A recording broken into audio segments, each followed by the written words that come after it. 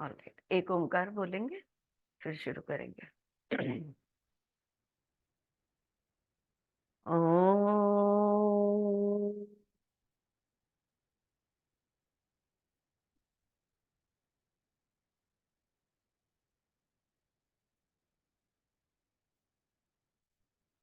Alright,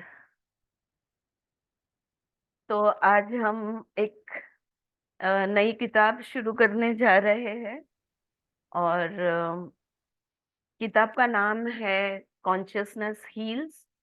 और doctor Newton कोंडाविटी, doctor Newton की ये किताब है। Vaishali, thank you for this suggestion कि ये किताब पढ़ना। जो क्या हो गया, हम लोग ने we went through some very deep studies like insights into Bhagavad Gita and Ishavasya Upanishad, Chandogya Upanishad, and a few other in-depth books, okay, J Krishnamurti, और ये सब हमने पढ़ा।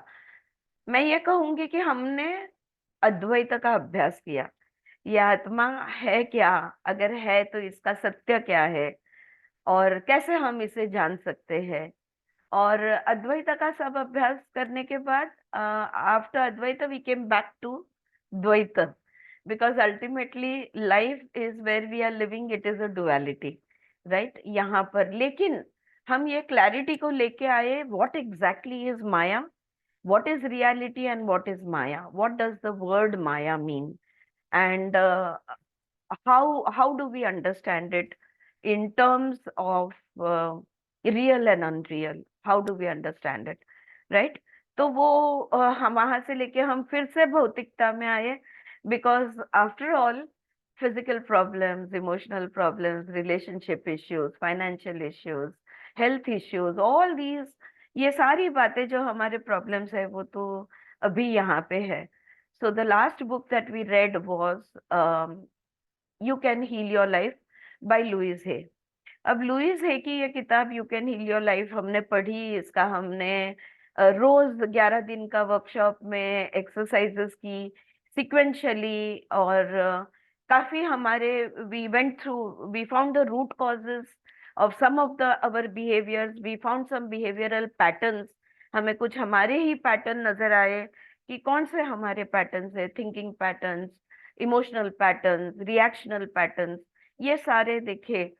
और when we did the workshop and when we went through step by step implementation of it, और थोड़ा understanding और थोड़ा सपोर्ट की जरूरत है, that was the feedback given. All right, and we were thinking about what to take up the next book when Vaishali came up with the suggestion, and I'm very happy that we are reading this book, and I am saying, why didn't I think of it before? So wholeheartedly I was like, yes, let's read this book.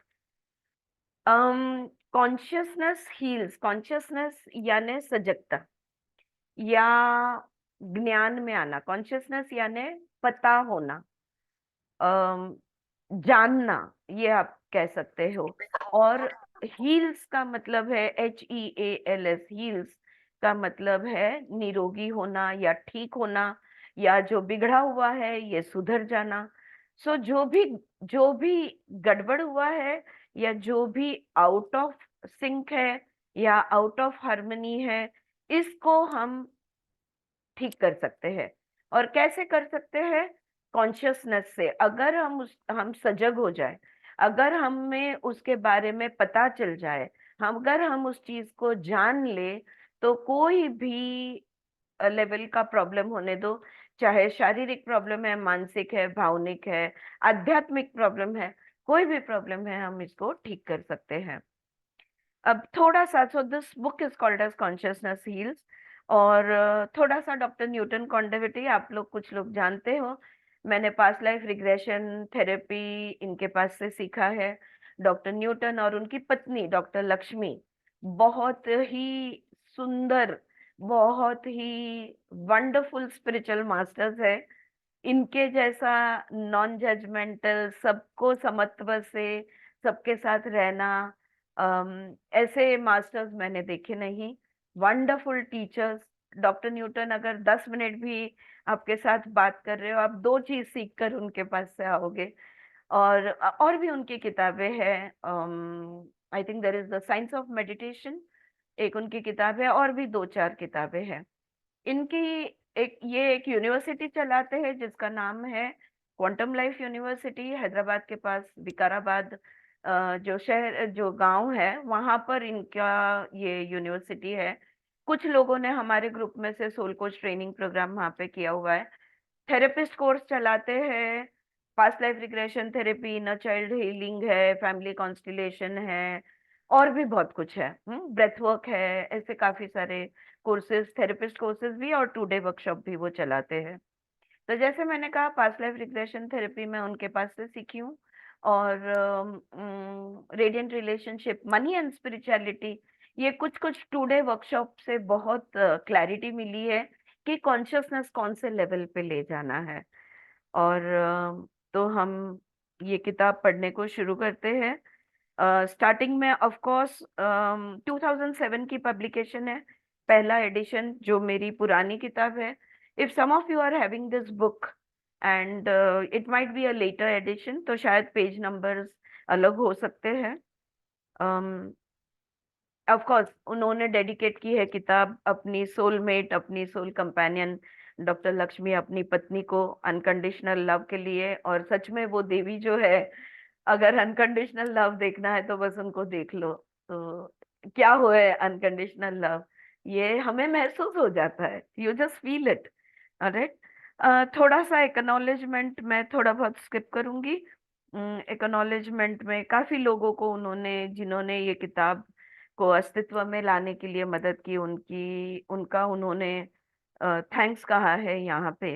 और मैं directly I will move on to a note from the author. यानी doctor Newton ने अपनी एक मनोगत जिसको हम कहते हैं, वो वहां से इनकी शुरुआत की है। उसके बाद इंडेक्स है, और उसके बाद इंट्रोडक्शन है, और फिर वहां से कहानी फिर चैप्टर 1 कहानी शुरू हो जाती है। अ note from the author, doctor Newton यहाँ पे खुद बोल रहे हैं, माय डियर फ्रेंड्स, हाँ दोस्तों, as I type out these words on my computer, it would not be an exaggeration when I say that this has been the day that I have dreamed of for many, many years. I would like to believe that my patience and my perseverance in holding on to this desire has finally borne fruit. तो कह रहे हैं कि एक मैंने ये सपना देखा था कि एक दिन ये मैं किताब लिख पाऊंगा जो अब सत्य होने जा रहा है। और अम, या यहाँ पर भी मैं इंट्रोडक्शन भी उनका नोट जो है, इसके बारे में भी थोड़ा हिंदी में ही शॉर्ट में आपको बता दूंगी। इनकी पहली किताब जिनसे इनको जागृति आई वो है जोनाथन लिविंगस्टन सीगल, डॉक्टर अरे डॉक्टर क्या, I am sorry, by Richard बाक। तो रिचर्ड बाक की ये किताब है जहाँ से सबसे पहले ये किताब जब उन्होंने पढ़ी और वहां से स्पिरिचुअल इंटरेस्ट उनका जागा। अगर आप लोगों को याद है तो रिचर्ड बाक की हमने हिप्नोटाइजिंग मरिया पढ़ी है।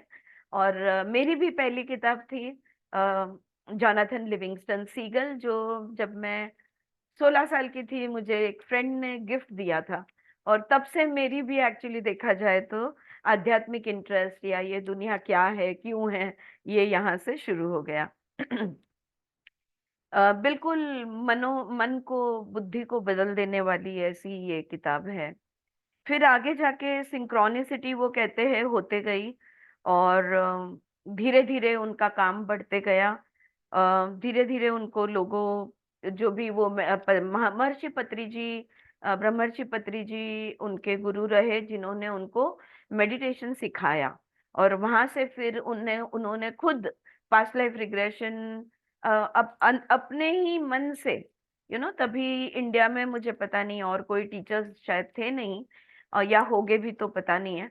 लेकिन अपने ही मन से सबसे पहली उन्होंने अपने दादी पे किया था रिग्रेशन सेशन, और खुद ने ही अभ्यास करके खुद से ही वो उस आर्ट और उस साइंस को, रिग्रेशन सेशंस को, ये वो प्रैक्टिस करने लगे। और धीरे धीरे उन्होंने वर्कशॉप्स लेना वगैरह वगैरह शुरू किया।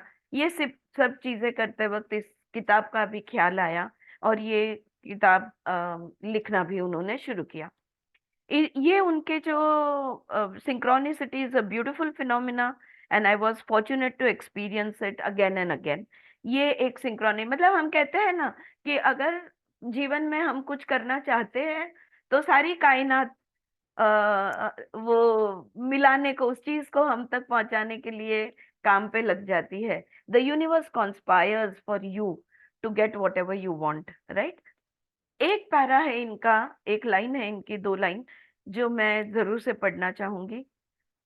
पूरे आध्यात्मिक ये जैसे उनका स्टडी, उनका प्रवास चलते गया, I understood that spirituality is ridiculously simple. Okay, ये उनका वाक्य मुझे बहुत पसंद है। अध्यात्म अध्यात्म कहते हैं, भारी भरकम लगता है, सबको लगता है बाप रे कौन सी बड़ी चीज कर रहे हैं, कौन सा बड़ा तीर मार रहे हैं। लेकिन वो, he is calling spirituality ridiculously simple, which I loved, totally agree to it. सच में अध्यात्म जैसी सरल चीज, साधी चीज कोई हो नहीं सकती। इतनी सिंपल बात होती है अध्यात्म। It is not and was never meant to be something solemn and unattainable, worthy only for a few elevated souls। आध्यात्म कभी भी धीर गंभीर होने की चीज कभी नहीं थी, हाँ, जो अब लोगों ने बना दी है। लेकिन ऐसा वो कभी होनी नहीं चाहिए थी। और जैसे कि अगर कोई योगी है, या अगर कोई क्रिया करने वाला है, या कोई ये मार्ग पर है या वो मार्ग पर है, सिर्फ उसी को अध्यात्म हो सकता है, ये बिल्कुल गलत बात है। कि अगर आपने कोई मार्ग पकड़ा हुआ है तो ही आप आध्यात्मिक हो रहे हो, ये बहुत गलत बात है। कि कुछ लोगों के लिए ही अध्यात्म है, ये सही बात नहीं है। तो this is one thing that is. और विथ लव, डॉक्टर न्यूटन उन्होंने नीचे साइन किया है। I will start with the introduction. अरे कुछ भी पूछना हो, कोई भी सवाल हो, तो as usual you can just stop me and we can talk, या कुछ भी बात कर सकते हैं। Introduction. The quest for health and our constant need for healing is in fact a misconception. यहाँ पे शुरुआत ही उन्होंने ऐसे की है, आरोग्य की खोज में निकलना। ओके, और हर पल आरोग्य के लिए कुछ ना कुछ करते रहना, ये इस जगत की सबसे बड़ी गलत सहमी है, ये वो कह रहे हैं। आलं लक्षात? म्हणजे निरोगी असण्याची गरज आणि सारखं काही ना काही हिलिंग टेक्निक यूज करतच राहायला पाहिजे, हे फार चुकीची समज आहे। Is this clear? हाँ, ये स्टेटमेंट बहुत इंपॉर्टेंट है। Okay, now a perception of something being wrong. क्यों? क्योंकि इसका मतलब ये होता है कि हम समझते हैं हर पल कुछ न कुछ हमारे अंदर गलत है, जिसको हमें सही करने की जरूरत है। ऑलराइट, कुछ ना कुछ हमारे अंदर कोई ना कोई गड़बड़ है, या तो फिजिकली हम ठीक नहीं है, या मेंटली ठीक नहीं है, या इमोशनली ठीक नहीं है। कुछ ना कुछ हमारे अंदर गड़बड़ है, जिसको ठीक करना जरूरी है। और इसलिए हर पल हेल्थ टिप्स कहो, या निरोगी रह के होने के लिए जो ये करते रहो वो करते रहो वगैरह वगैरह, ये एक बहुत बड़ी गलतफहमी है। A perception of something being wrong. We perceive an illness in the physical body, in our emotions, or in our mind, and look for means to curing this illness. हम क्या करते हैं? हमें लगता है कहीं ना कहीं हम बीमार है, हमारे शरीर में हमें बीमारी दिखती है, मन में दिखती है, हमारी भावनाओं में दिखती है, और फिर हम हर पल उस बीमारी के दवाई की खोज में रहते हैं। As long as we hold the belief that it is possible for any of these levels of ourself to become ill, we will continue to experience illness in our lives. ध्यान दीजिए दोस्तों। हाँ देखो, फिर वो क्या कह रहे हैं। जब तक ये मान्यता हमारे अंदर है कि हर स्तर पे, शारीरिक, मानसिक, भावनिक स्तर पे हम बीमार हैं, अगर हमारी ये मान्यता है कि हर स्तर पे कुछ न कुछ अंश में हम बीमार है, ये अगर हमारी मान्यता है, तो हमारे अंदर बीमारी हमें दिखती रहेगी। ओके, दिस इंटर्न, और जब हमारे अंदर हमें ये बीमारी, हर स्तर पे हमें ये बीमारी दिखती है, this intern will reinforce our belief in illness. फिर हम क्या बोलेंगे? हाँ, हर कोई तो बीमार होता है, हर कोई के शरीर में दुख दर्द होता है, हर एक लोग को मन में दुख होता है, भावना सबके तकलीफ देने वाले होते हैं। What we will believe is that suffering is natural, suffering is normal, है ना। अगर हम समझते हैं, अगर हम ये मान्यता रखते हैं कि हर स्तर पे बीमारी या बिगाड़, कोई ना कोई, एनी डिजीज, डिस ईज और डिसऑर्डर, ये हर पल होता ही है, ये अगर हमारी मान्यता है, तो ये बीमारी हमारी सोच में आ जाएगी। कोई हर चीज को लेकर हम क्या देखेंगे? किधर गड़बड़ है, कितना गड़बड़ है, यही हम देखते रहेंगे। So this will reinforce our belief in illness. Despite our best efforts, we will continually fall short of finding a permanent cure for the ills that visit a human being. और फिर कितने भी हम प्रयत्न करते रहे, हमें पूरी तरह से ठीक होने की गोली कभी नहीं मिलेगी, या कोई ऐसी दवाई, या कोई ऐसी थेरेपी, या कोई ऐसी ट्रीटमेंट जिससे हमारे सारे प्रॉब्लम गायब हो जाए। कोई भी स्तर के होने दो, शारीरिक हो या मानसिक हो या भावनिक हो, कितना भी हम प्रयत्न करते रहेंगे, परमानेंट सॉल्यूशंस हमें कभी नहीं मिलेंगे। ऐसा क्यों होगा? क्योंकि हमारी मान्यता किस चीज पे है? हमने किस चीज को मान्य किया हुआ है? बीमारी को, अस्वस्थता को।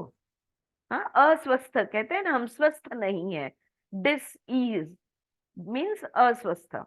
तो अस्वस्थ अगर हमारे लिए, अस्वस्थ नॉर्मल है, सहज है, नेचुरल है, तो हम स्वस्थ कभी नहीं बनेंगे। देखो, अभी अभी हमने you can heal your life पढ़ी है। Wherever your attention is, your energy is. Wherever your energy is, it will multiply. अगर हर पल हम बीमारी, गड़बड़, डिसऑर्डर, डिसईज, हमारा ध्यान उस पर ही है, तो वो बढ़ते जाएगा, हमारी बिलीफ सिस्टम, मान्यता में वो जड़ पकड़ लेगा। Fortunately for us, though, we are not doomed for an eternal experience of illness, exchanging one for another as we go along. नसीब से, हाँ, जिंदगी भर तुम बीमार रहोगे, ऐसा कोई हमें श्राप नहीं है, और हम हर पल सिर्फ बीमार ही होते हैं, ऐसा अनुभव हमारा नहीं होता।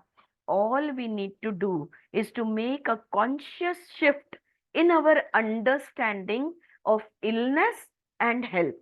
अब हमें क्या करना होगा? अब हमें नजरिया बदलना होगा। एक सजगता हमारी जो है, ये हमने अवेयरनेस लाकर इन दो शब्दों को, रोगी और निरोगी, स्वस्थ और अस्वस्थता, इलनेस एंड हेल्थ, ये दो शब्दों को अच्छी तरह से हमें समझना होगा। अब इसको समझने के लिए थोड़ा सा हम पीछे जाएंगे। At the beginning of time, जब ये ब्रह्मांड की निर्मिति हुई, और मैं समय हूं, याद है महाभारत का, तो वो जब शुरू हो गया समय, है ना, time, at the beginning of time, sparks of consciousness or souls embarked on an adventure into the physical dimension and incarnated as human beings. हाँ, तो हमारा चित्त जो है, हमारा चित्त अस्तित्व में आया। जब ये ब्रह्मांड का निर्माण हुआ, हमारा चित्त अस्तित्व में आया, हमारा कॉन्शियसनेस, हमारी आत्मा ने जन्म लिया, और फिर इस आत्मा ने धीरे धीरे शारीरिक रूप, और शारीरिक रूप से मनुष्य रूप हमने धारण किया। ओके, धीरे धीरे हम लोग मनुष्य रूप में आए। The human being is a condensation of these souls into a physical body। तो जो हमारा चैतन्य था, जब हमारी शुरुआत हुई, we were just sparks of light. हम लोग सिर्फ चैतन्य थे, we were just consciousness, we didn't have a physical body. लेकिन धीरे धीरे ये जो चैतन्य है, ये जो चेतना है, ये एक शरीर धारण करके एक सॉलिड बॉडी में ये चेतना अस्तित्व में आ गई, मैनिफेस्ट हो गया। The fundamental truth therefore is that all human beings are in fact a conscious mind body continuum. तो सत्य क्या बना? हम कौन है? हम चैतन्य ही है। कहाँ पे रहते हैं? इस मन शरीर का ये जो मन शरीर का जो रूप हमने लिया है, इस रूप में हम रहते हैं। ये जो शरीर मन कॉम्प्लेक्स, बॉडी माइंड कॉम्प्लेक्स जो हमने मैनिफेस्ट किया है, इसके अंदर हमारा चैतन्य रहता है। तो चैतन्य छूट गया और बॉडी एंड माइंड रह गया, ऐसा नहीं है। When the incarnating souls began their adventures on this dimension, they began to get absorbed by the distractions and preoccupations of this world। अब देखो, जब आत्मा ने शरीर धारण किया, तो शरीर का अस्तित्व रूप में तब के हमारे मन बुद्धि अहंकार के हिसाब से हम बाहर की दुनिया, ये जो सृष्टि है, ये जो प्रकृति है, इसको हम देखने लगे। हाँ, हमें सजगता थी, बिकॉज वी आर चैतन्य, बिकॉज वी आर चेतन, because we are conscious, we started noticing things in our environment. They began to get absorbed by the distractions and preoccupations of this world। और फिर ये सृष्टि, इस दुनिया में हम ज्यादा ध्यान देने लगे, इसमें उलझने लगे हम। हाँ, तो हम ज्यादा हमारा, हम खुद से दूर होते चले गए। हम हमारे चैतन्य से, हमारी ही चेतना से हम बाहर, हमारा ध्यान जाने लगा। हम एक्चुअल में कौन है वो हम पीछे छूटता गया, और हम बाहर की दुनिया में उलझते गए। They began to move further and further away from the conscious knowledge of their identity, where they came from and what their purpose is। और हम यहाँ क्यों आए हैं? हमने ये शरीर रूप क्यों धारण किया हुआ है? हम ये खुद कौन है, इसके ज्ञान से हम जितना बाहर की दुनिया में उलझते गए, स्व के ज्ञान से, आत्म ज्ञान से हम कौन है, इस ज्ञान से हम अधिक अधिक दूर होते चले गए, खुद को भुलाते चले गए। They began to move further and further away from the conscious knowledge of their identity, where they came from and what their purpose is। हम कौन है, कहाँ से आए हैं और क्यों आए हैं? कोई तो कारण होगा ना। अगर हमने शरीर रूप लिया है, कोई तो कारण होगा कि हम यहाँ पे क्यों आए हैं। ये सारी चीजों को, हमारा ध्येय जो है, हम इन चीजों को भूलते चले गए। With the passage of time, they lost all apparent connections with their real home। हमारा जो असली घर है, जहां से हम आए हैं, जैसे समय बीतता गया, जैसे जन्म के बाद अनेक जन्म हम लेते गए, हम खुद से दूर दूर होते गए, अपने अपने ही घर से बहुत दूर निकल आए। इतने दूर निकल आए कि हमारा घर भी हम भूल गए कि हम सच में कौन है, कहाँ से आए हैं, हमारा घर किधर है, इसको हम भूलते चले गए। They began to feel lost and isolated. अपने ही घर से दूर आने का मतलब क्या होता है? अकेलापन महसूस करने लगे और खो गए हम। मैं कहाँ हूँ? कोई अता पता एक जो धागा है जो हमें बांध कर रखता है, वो धागा ही छूट गया। कटी पतंग की तरह हम खो गए। हमें हम क्यों आए हैं, क्या है, कहाँ के हैं, सच में मेरा असली घर कहाँ है, ये सब हम भूलते हुए चले गए। They began to feel lost and isolated. और जब हम ये घर का ज्ञान, हम एक्चुअली कौन है और कहाँ से आए हैं, ये जैसे छूटता गया, एक भावना, एक इमोशन हमारे अंदर आया और बढ़ते ही चला गया, और वो है human beings began to fear. भय और डर हमारे मन में बैठता चला गया, और हम ये बढ़ता ही गया। ये जो फियर है, ये बहुत पुराना दोस्त है हमारा। दुश्मन तो हमें किसी को बनाना नहीं है, बहुत पुराना दोस्त है ये। तो जैसे जैसे हम अपने ही घर से दूर दूर होते गए, हाँ, तो हम डर हमारे अनुभव का एक हिस्सा बनने लगा। This emotion of fear is the root cause of all anti life experiences that crept into the realm of human experience।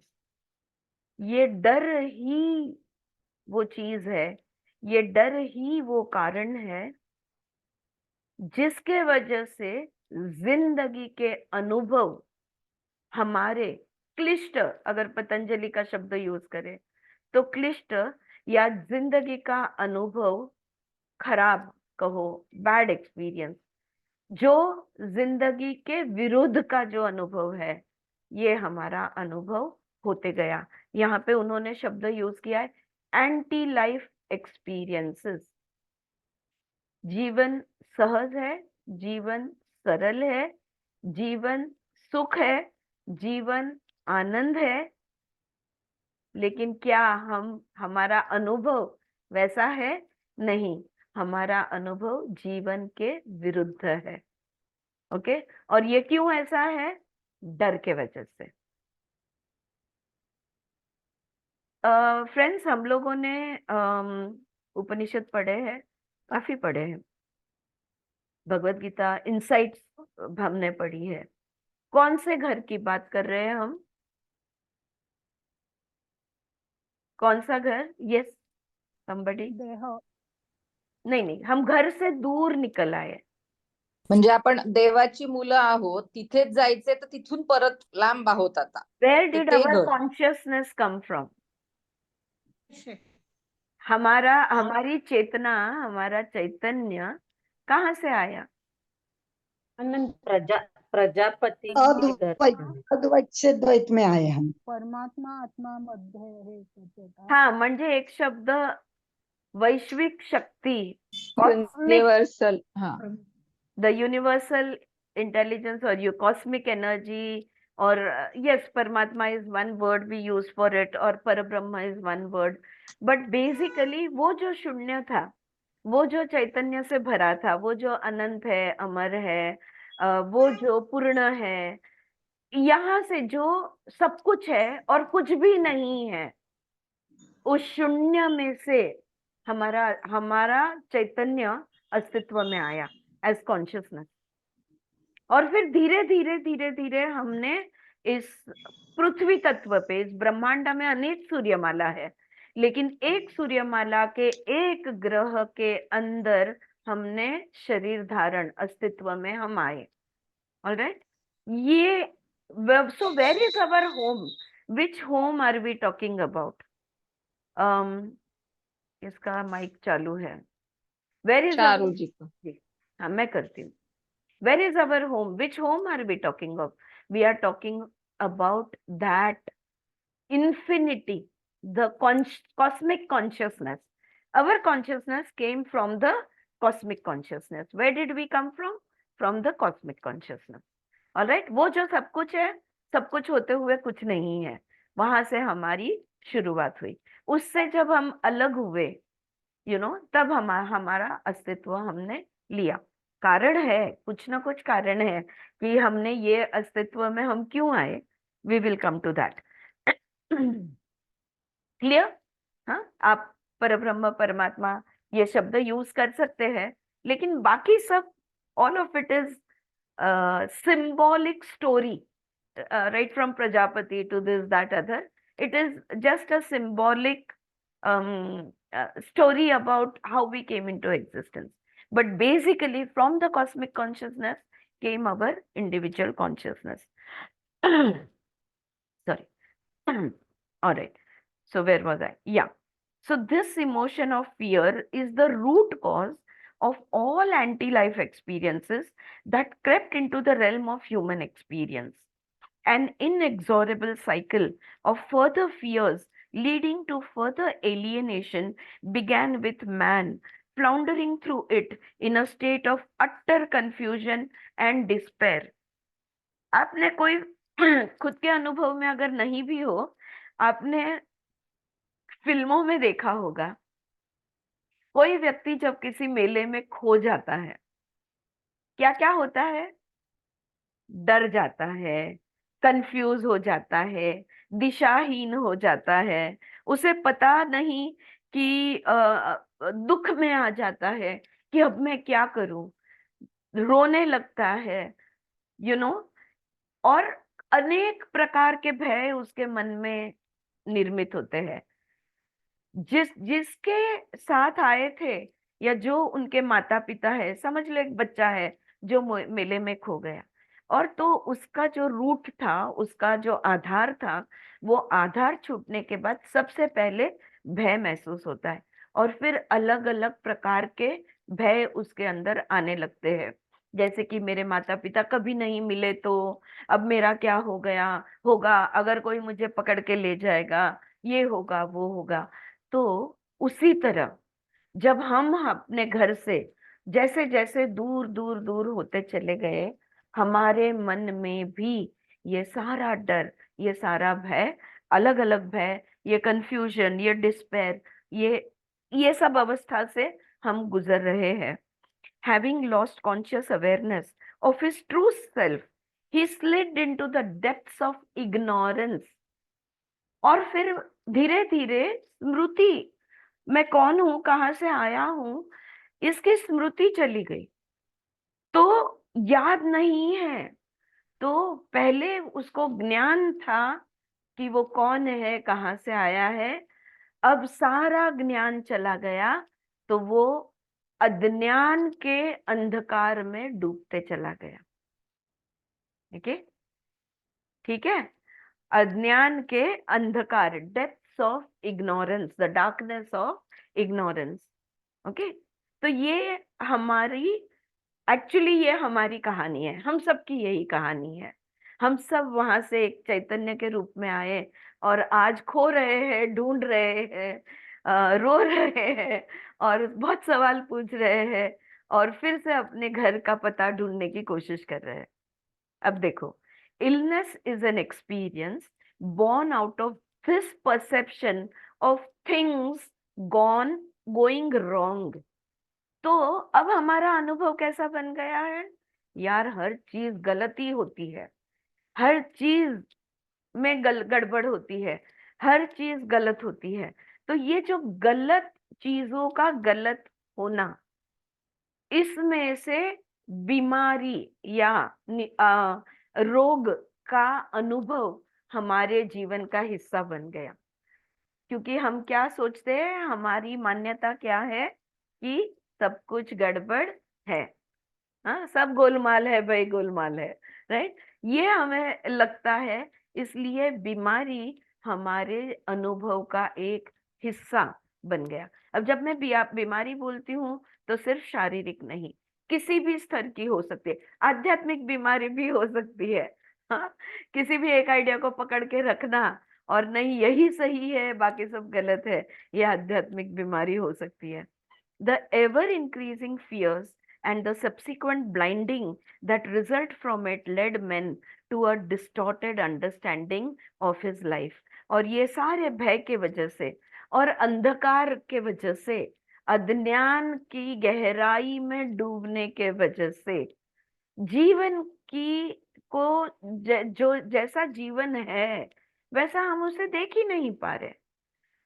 जीवन को लेकर, आयुष्याला घेऊन सगळा गैरसमज आपल्या डोक्यामध्ये भरलेला है। जिंदगी को लेकर हर गलतफहमी हमने बांधी रखी हुई है हमारे दिमाग के अंदर। He was subject to all kinds of influences and conditioning that were misdirected। और फिर किसी ने ये कह दिया, किसी ने वो कह दिया, कोई बोल दिया अरे उस दिशा से चले जाओ, चल पड़े। कोई बोले नहीं नहीं, यहाँ कहाँ आए यार, उस तरफ जाओ, तो उस तरफ चल पड़े। ये सारे हमारा जो दृष्टिकोण है ना, ये दृष्टिकोण पूरी तरह से बिगड़ता चला गया। As a result, he began to carry a heavy baggage of unresolved issues। और जैसे जैसे एक एक प्रॉब्लम इकट्ठा हम करते गए, एक एक इश्यू हमारे बढ़ते गए, इसका बोझा, इसका जो बैगेज है, इसका बोझा जो है ये उठाकर हम चल रहे हैं, इसका वजन और बढ़ते चला गया। इतने हद तक कि किसी एक जन्म में हमने जन्म लिया तो इतने वजन के साथ जन्म लिया कि रोना छोड़ के और कुछ नहीं कर सकते थे।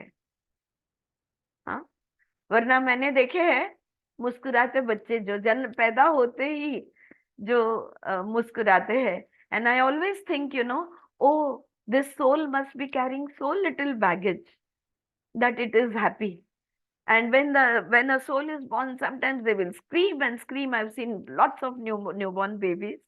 तो रोते ही गे, चिल्लाएंगे, चीखेंगे। उतना मुझे फिर ध्यान आता है कि इसके आत्मा को में कितना बोझा लेकर ये आया है, किती ओझं उचललेलं आहे, right? As a result, he began to carry a heavy baggage of unresolved issues.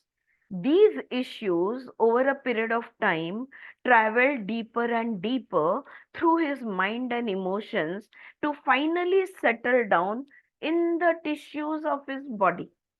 अब देखो, जैसे एक एक इश्यू, उनके एक एक प्रॉब्लम, एक एक इश्यू बढ़ते गए, जैसे जैसे हम अनेक जन्म लेते चले गए, ये जो भी प्रॉब्लम्स थे, ये जो भी इश्यूज थे, वो धीरे धीरे हमारे मन के अंदर, भावनाओं के अंदर इतनी गहराई में गए कि शरीर में बस गए। ओके, तो आयुर्वेदा में फिर से एक बार, आधी आधी मग व्याधि।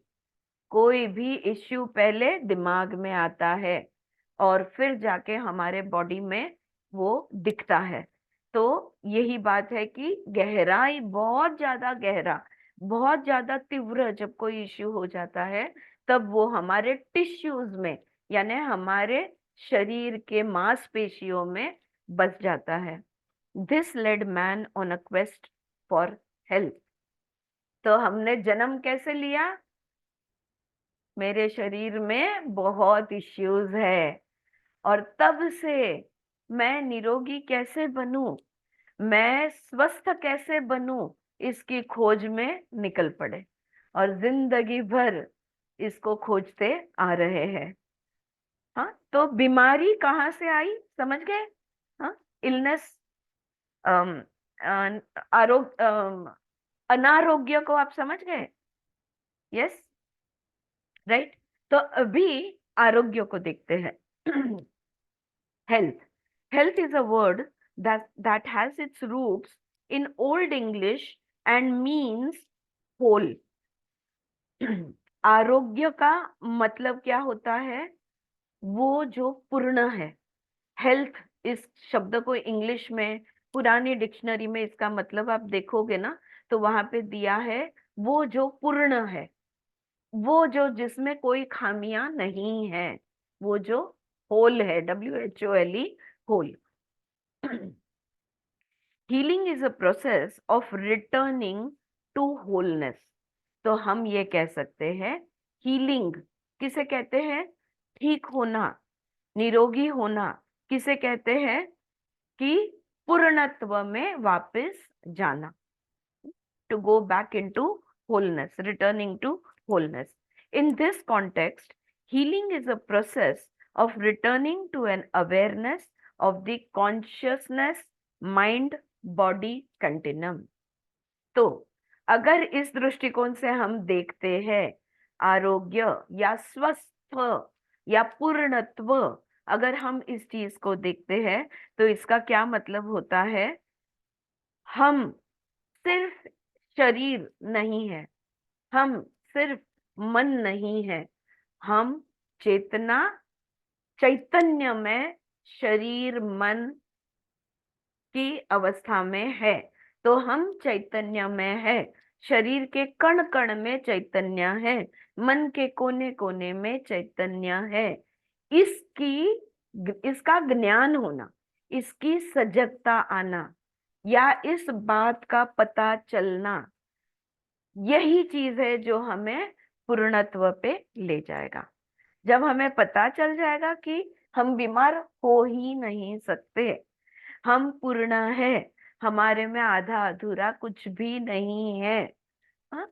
तब हम जाके क्या होगा, ये प्रोसेस, ये उसकी क्रिया है, पूर्णत्व अपूर्णत्व से पूर्णत्व में जाने की या क्रिया है, जो सजगता से होती है, कॉन्शियसनेस अवेयरनेस से होती है। Since illness is a matter of perception to begin with, we have the ability to return to perfect health because that is the truth of our identity. तो हम कौन हैं? क्या सिर्फ हम शरीर है? क्या सिर्फ हम मन है? नहीं, कौन है हम?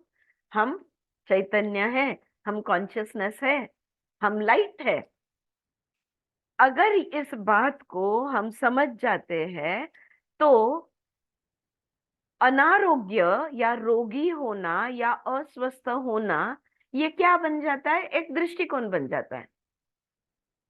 अगर इस दृष्टिकोण को आप बदल देते हो और पूर्णत्व की तरफ ले जाते हो और समझ जाते हो कि हम कौन है? चैतन्य है। चैतन्य बीमार हो सकता है? बिल्कुल नहीं। Who are we? We are light, we are intelligence, we are soul, we are spirit.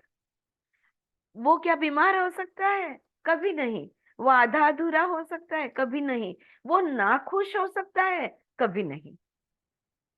सत चित आनंद, सत और आनंद, ये दोनों इस चित्त का भाव बन जाते हैं। So we know that. तो अगर हमें पता चल जाए कि हम कौन है और खुद को उस दृष्टिकोण से देखे, तो हमारे जीवन में रोगी अनारोग्य की कोई जगह नहीं बचेगी। The cells, the tissues, the organs, and all the other parts of our body have the inherent ability to heal themselves. अच्छा, चलो, आपने कोई लैब में टेस्ट करवाया और आप मुझे दिखा दोगे, देखो इसके अंदर ये जो सेल्स है, इसमें गड़बड़ है, इसमें हीमोग्लोबिन कम है, इसमें ये ज्यादा है, कोलेस्ट्रॉल ज्यादा है, या जो भी बिगाड़ हो सकता है वो सारे ब्लड टेस्ट से आप मुझे दिखा दोगे। लेकिन यहाँ पर मैं एक सवाल पूछूंगी, वो जो सेल है ना, क्या वो जीवित है? जिसमें आपको गड़बड़ दिख रही है, आरबीसी, डब्ल्यूबीसी, हीमोग्लोबिन या जो भी कुछ, जो भी रीडिंग्स है, ये इसके लेवल्स में आपको जहां पे गड़बड़ दिख रही है, वो पेशी क्या वो जीवित है? हाँ या ना? जवाब दो। हाँ है। है। कैसे कहा? कैसे? क्या चीज है उसके अंदर जिसके वजह से वो जीवित है? कौन सी चीज है उसके अंदर जिसके वजह से वो जीवित है? मेमोरी, नहीं, Consciousness. नहीं नहीं, मेमोरी तो एक Conscious. हिस्सा हो गया। कॉन्शियसनेस चैतन्य है, हम्म, चेतना है ना उसमें, इसलिए वो जीवित है। अगर चेतना निकल गई तो अचेतन हो जाएगा। सही बात है कि नहीं? हाँ, यानी every cell that you can see which is not well also is carrying the consciousness in it, and that is why it is alive. बराबर है? क्या लगता है आपको, उस चेतना में वो शक्ति नहीं है कि उस पेशी में जो भी गड़बड़ हुआ है उसको सही कर सके?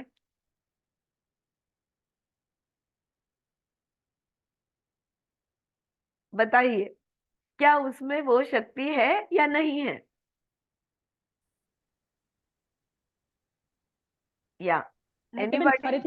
ફરીથી બોલજો. मेरा सवाल ये है कि जो ब्लड सेल्स है या जो भी टिश्यू सेल्स है, जो माइक्रोस्कोप के नीचे आप देखकर बोल रहे हो कि ये ठीक नहीं है, इसके लेवल्स बराबर नहीं है या इसका स्ट्रक्चर बराबर नहीं है, हमने कबूल किया कि वो जीवित है।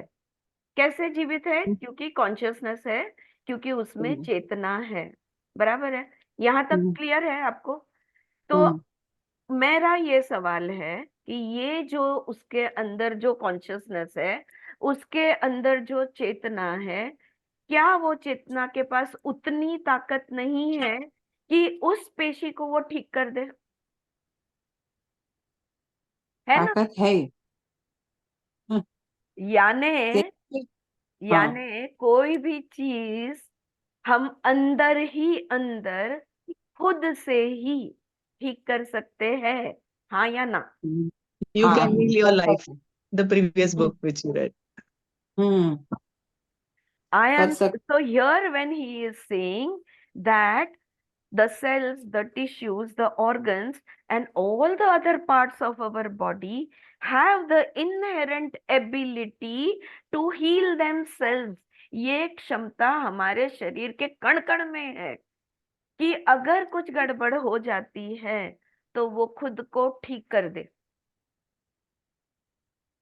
अब बताओ, क्या दवाइयों की जरूरत है? क्या ये करने की, वो करने की बाहर से कोई जरूरत है? नहीं, ये हमारी क्षमता है।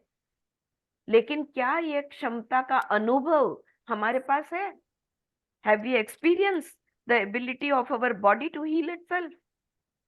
सम have, many have not. Do you believe? The thing is, हम इसके बारे में सोचते भी नहीं है। We don't even think about it, that my body, we don't believe it, that my body has the ability to heal itself. I don't need to do anything. क्या इस बात को हम मानते हैं? नहीं। सबसे पहले डॉक्टर के पास दौड़ने की कोशिश करते हैं कि बाहर से कोई मुझे खुद कर ले, कुछ कर दे और मैं अंदर से ठीक हो जाऊं।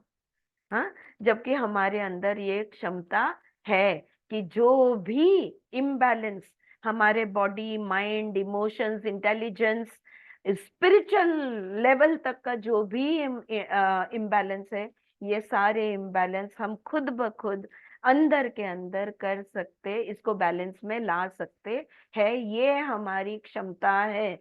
लेकिन सबसे पहला step, the first step is to acknowledge that we have this ability to heal ourselves. Yeah, we are equipped with our own pharmaceutical industry, which is capable of producing all the medicines in our body medicines our body needs by way of various biochemicals, enzymes, hormones, neurotransmitters, immunoglobulins, globulins, etc. etc. जो भी चीज की हमारे शरीर को जरूरत है, अगर आपने ब्लड टेस्ट किया, आपका आयरन कम हो गया है या बी कॉम्प्लेक्स कम हो गया है या डी कम हो गया है, राइट? मुझे नहीं लगता कोई भी लैब से आपका ब्लड काउंट का रिपोर्ट बी कॉम्प्लेक्स और डी कम हो गया है इसके बगैर आया हो। हाँ, deficiency of vitamin B and D, ये हर ब्लड रिपोर्ट में अभी स्टैंडर्ड है कि वो डेफिशिएंसी आने ही वाला है। अब आप मुझे बताओ, समझो डेफिशिएंसी हो गई है, समझो तुमने ब्लड टेस्ट किया और समझो तुमने देखा कि भाई बी और डी की डेफिशिएंसी है, तो क्या तुम्हारे शरीर के पास ये क्षमता है कि वो अंदर ही अंदर विटामिन बी, चाहे तुम कुछ खाओ या ना खाओ, तुम कुछ करो या ना करो, अंदर के अंदर विटामिन बी को क्रिएट, निर्मिति, प्रोडक्शन कर सकता है? क्या आप ये मानते हो? विटामिन डी का प्रोडक्शन हो सकता है क्या आप मानते हो? हम नहीं मानते। अगर हम इसे मानने लगे, इसी को कॉन्शियसनेस कहते हैं। देखो, अगर मैं ये मानने लगूं कि मेरा शरीर ओके, ठीक है, चलो कम हो गया है B12 डी, तो मेरे शरीर को मैं कहूँ ओके ये कम हो गया है, अब भाई तुम ही अपना प्रोडक्शन बढ़ा दो और इसकी कमतरता जो है इसको नॉर्मल पे ले आओ। अगर मैं सजगता से अपने शरीर को ये कहूं तो मेरा शरीर ये करेगा। लेकिन अगर मैं नहीं कहती, मुझे सजगता ही नहीं है, तो कहाँ से होने वाला है? How is it going to happen when I am not in awareness, when I am not in consciousness, and I don't believe it to be true?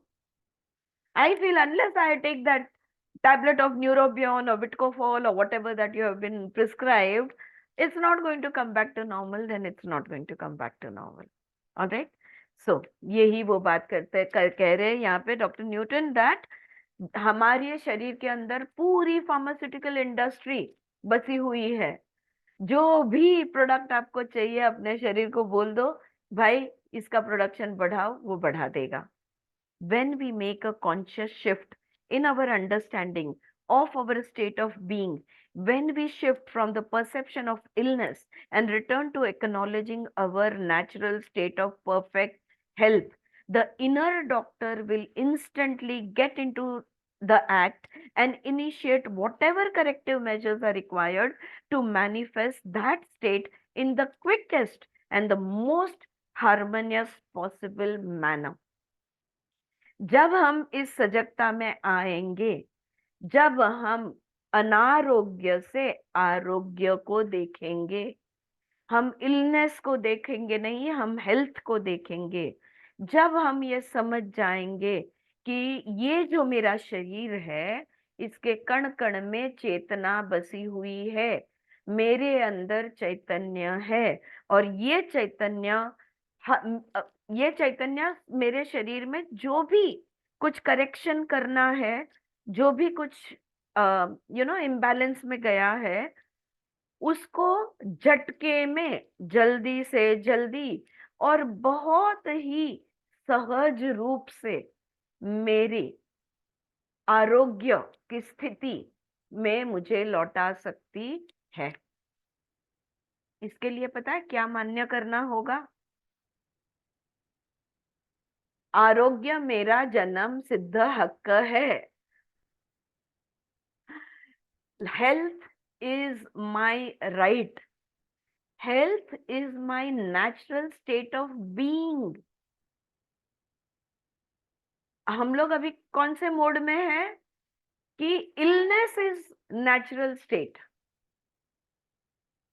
We have to come to the understanding that health is the natural state. सहज भाव मेरा निरोगी है, सहज भाव मेरा स्वस्थ है, अस्वस्थ के लिए कोई जगह नहीं है।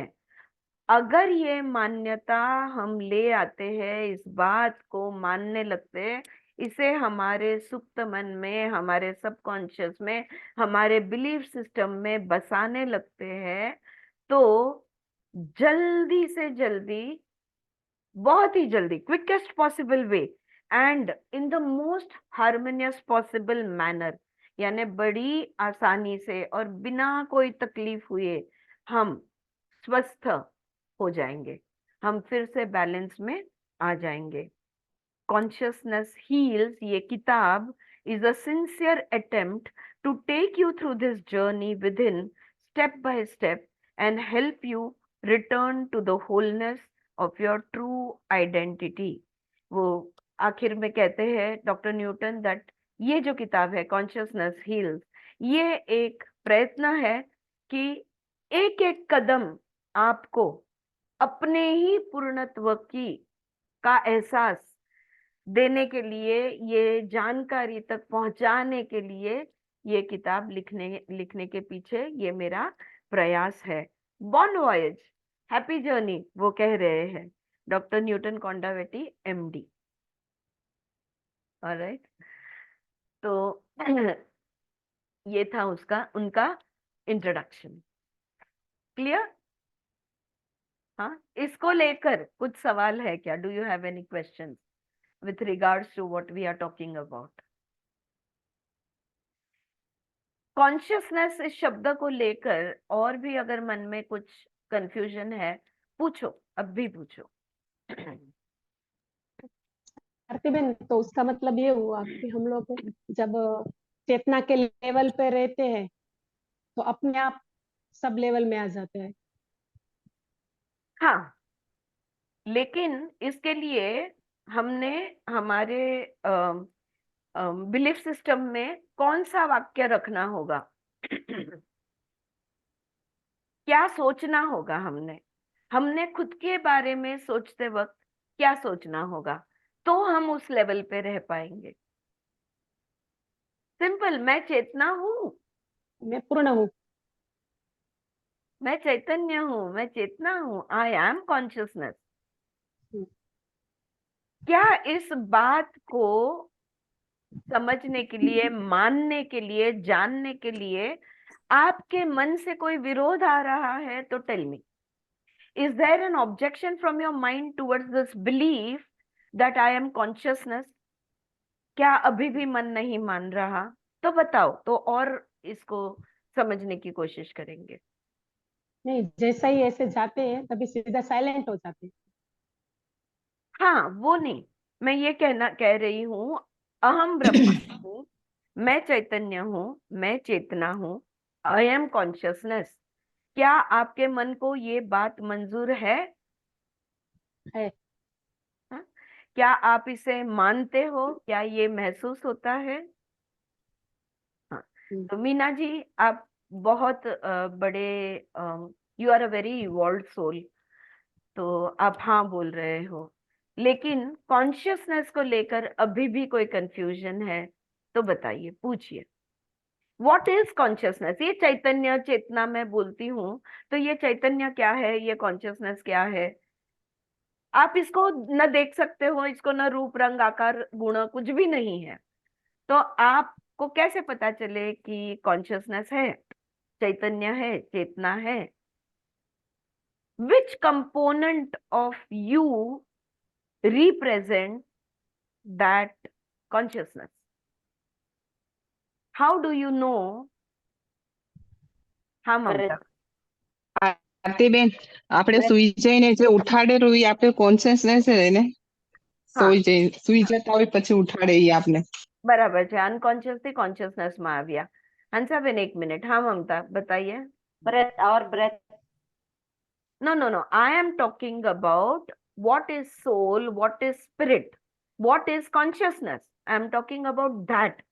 How do you know that you are a soul? How do you know that you are conscious? You are consciousness. We are alive. હોવાપણું Ma'am, we are alive, so consciousness is there, na? हाँ, so because you are, क्या आप सबको पता है कि आप हो? Do you know that you are? Exactly. जाणीव. जानने की इच्छा। जिवंतपणा पण नाही म्हणते मी, પોતાનો હોવાપણું. असण्याची जाणीव. The awareness. Are you aware that you are? Do you know that you are? Yes. If you know that you are, that means that knowing is the consciousness. બરાબર. हम सब जानते हैं कि हम हैं, हम सब जानते हैं कि हम कल थे, हम सब को लगता है कि हम कल रहेंगे। ये जो लगना है, ये जो जानना है, ये जो महसूस होता है कि हम हैं, कभी भी मन में ये सवाल उठता है, मैं हूं कि नहीं? कभी नहीं उठता। You always know that you are. You knew that you were born. You know that you were 5 years old. You know that you are 15 years old. You know whatever age you are right now. You always know. And you have always known. ये जो ज्ञान है, ये चैतन्य है। अपने ही अस्तित्व के होने की जानकारी या अपने ही अस्तित्व के होने का एहसास, इसे कहते हैं चेतना या चैतन्य। क्लियर? આરતીબેન, આપણે કોઈ ચીજને ફીલ કરીએ ને હા એ બી અસ્તિત્વમાં જ હોય ને એમ કે ના ના ના, આપણે ફીલ કરીએ ઈ તો ઇન્દ્રિયના માધ્યમથી કરશો તમે, અચ્છા હા હા બરાબર પણ ઇન્દ્રિય કોના છે?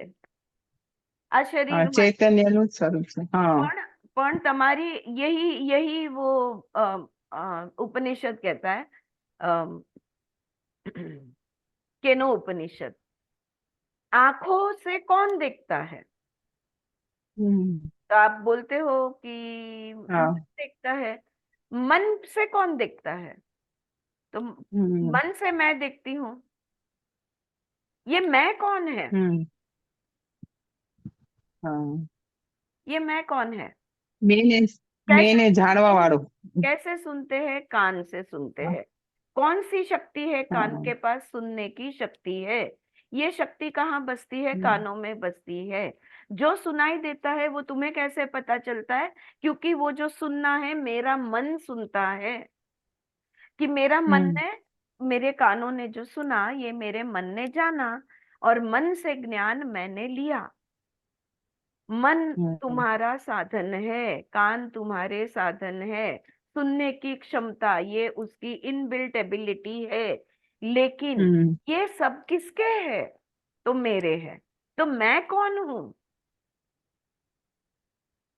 ચૈતન્ય સ્વરૂપ चैतन्य सच्चिदानंद। હા હા आई am consciousness. Hmm, Swami Sarvapriyananda talks all the time about, the hard problem of consciousness, जिसके ऊपर बहुत अभ्यास हो रहा है, बड़ी बड़ी यूनिवर्सिटी में इस पे कोर्सेज चलते हैं। The hard problem of consciousness, ये जो चेतना है, ये जो और ये इनके सारे जवाब, इसका सारा अंडरस्टैंडिंग हजारों साल पहले हमारे वेद उपनिषद में लिखे हुए हैं, जिनका अभ्यास कोई भी कभी भी कर सकता है। Now, is it very clear? Are you just the body and mind? No. What are you? You are consciousness. Your consciousness has a body. Your consciousness has a mind.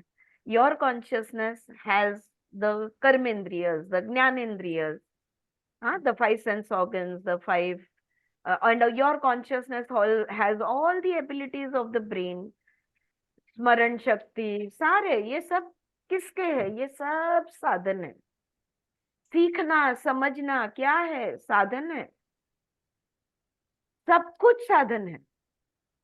सब कुछ उस अस्तित्व का हिस्सा है। The manifestation of all of it. Unmanifested क्या है? तो उसका जो चैतन्य रूप है, everything comes from that consciousness. आपके अनुभव भी उस कॉन्शियसनेस में से आते हैं, आपके दृष्टिकोण उस कॉन्शियसनेस में आते हैं, उस कॉन्शियसनेस में से, उस चेतना में से, उस चैतन्य में से ही तो आपका शरीर, मन, सब कुछ आया हुआ है। यानी आप कौन हो? आप चेतना हो, चैतन्य हो, कॉन्शियसनेस हो। आप स्पिरिट हो, आप आत्मा हो। कहीं इसको ब्रह्म भी कहा गया है। These are the names. Actually वो अनामिका है, उसका नाम भी नहीं दे सकते, क्योंकि उसका न रंग रूप कुछ भी नहीं है, लेकिन 100% है। कैसे मुझे पता चलेगा 100% है? क्योंकि मैं जानती हूं कि मैं हूं।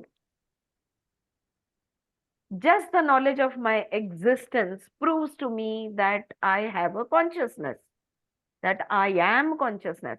अच्छा, हम कहते हैं आत्मा अमर है, शरीर मर जाएगा, मन गायब हो जाएगा, सब कुछ कुछ ना कुछ हो, हर चीज खत्म हो सकती है, लेकिन ये कॉन्शियसनेस कहाँ जाएगा? इसलिए इसे हम, वो तो कंटिन्यू रहेगा, वो दूसरा रूप लेगा, दूसरा शरीर लेगा। जिवंत असलो काय, मेलेले असलो काय, जाणीव आहे. कॉन्शियसनेस चेतना आहेच. चेतना कुठेही जात नाही, चेतना आहेच. आणि एक्चुअली आपण कोण आहोत? ये पूरा इंट्रोडक्शन में डॉक्टर न्यूटन यही समझाए कि हम कौन है? हम चेतना है। और चेतना में क्या उतनी क्षमता नहीं है कि अगर तुम्हारे मन या शरीर में कोई बीमारी आ गई हो तो उसको ठीक कर दे?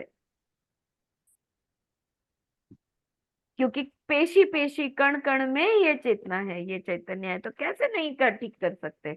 लेकिन हम उसे ऑर्डर नहीं देते, हम सजग नहीं हैं। We are not aware of our own consciousness. We are not aware of who we are. Once we know who we are, then everything becomes possible. ठीक है? All right? Okay. I think it's time up. और ये चेतनेबद्दल बरंच ऐकलं होतं आरतीजी, पण आज जास्त छान समजून सांगितलं. correct. कोण आहोत हे कळायला तर हवं. तेच नाही कळलं तर पुढचं सगळ्या वाचनाला अर्थ नाही. When जब you can heal your life मध्ये हम लोग ने एफर्मेशंस की प्रैक्टिस जो की या कर रहे हैं, तो मिरर में देख के, जो मिरर वर्क है, मिरर में देख के I love you, I approve of you, ये जो हम कह रहे हैं, ये किसे कह रहे हैं? बॉडी को नहीं, माइंड को नहीं, कॉन्शियसनेस को कह रहे हैं. बिल्कुल. यहाँ पे रुकते हैं, ओमकार बोलेंगे और रुकेंगे. Okay?